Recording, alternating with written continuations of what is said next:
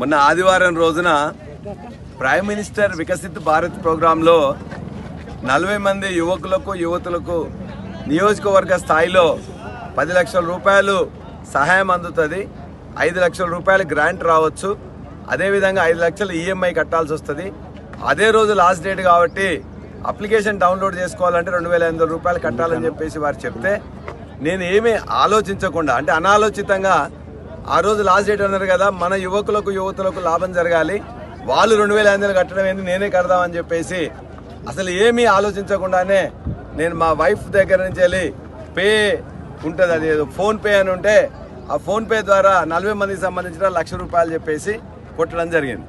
అతను క్లియర్గా చెప్పిండు, నేను ఫైనాన్స్ డిపార్ట్మెంట్లో అడిషనల్ సెక్రటరీగా పనిచేస్తున్నాను, నా పేరు వెంకట్రామరెడ్డి, ఇంతకుముందు మీరు ఎమ్మెల్సీగా ఉన్నప్పుడు జెడ్పీ సీఈఓగా కూడా ఉన్నాను, నా భార్య సుధారాణి కూడా గెస్టెడ్ ఆఫీసర్ అని చెప్తే ఏమీ ఆలోచించగానే నమ్మి మనం 1 లక్ష రూపాయలు వేయడం అనేది జరిగింది.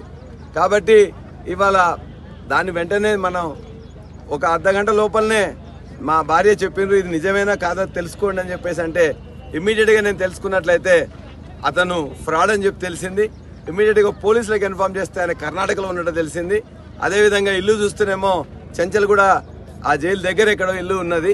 కాబట్టి సరే, మనకేందంటే నియోజకవర్గానికి సంబంధించి ఏదన్నా 40 మంది యువకులకు వస్తున్న దాంతో మనం సహాయం చేయడానికి కోసం అని చెప్పేసి 2,500 40 మందికి చెప్పిన 1 లక్ష రూపాయలు నేను ప్రైమ్ మినిస్టర్ వికసిత్ భారత్ ప్రోగ్రాంలో అప్లికేషన్ డౌన్లోడ్ చేసుకోవడంతో పాటు మొదటి ఈఎంగా మనం కట్టాలని చెప్పేసానంటే నేను వాళ్ళందరి తరఫున కట్టడం జరిగింది. కాబట్టి ఇందులో మోసపోయినాం.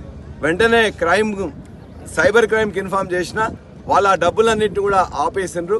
ఆ వచ్చే డబ్బులు మనకు రావాలంటే మళ్ళీ మనం పోలీసు వాళ్ళకు రాతపూర్వకంగా ఇవ్వాలి. కాబట్టి జూబ్లీ హిల్స్ పోలీస్ స్టేషన్లో రాతపూర్వకంగా ఇవ్వడం జరిగింది.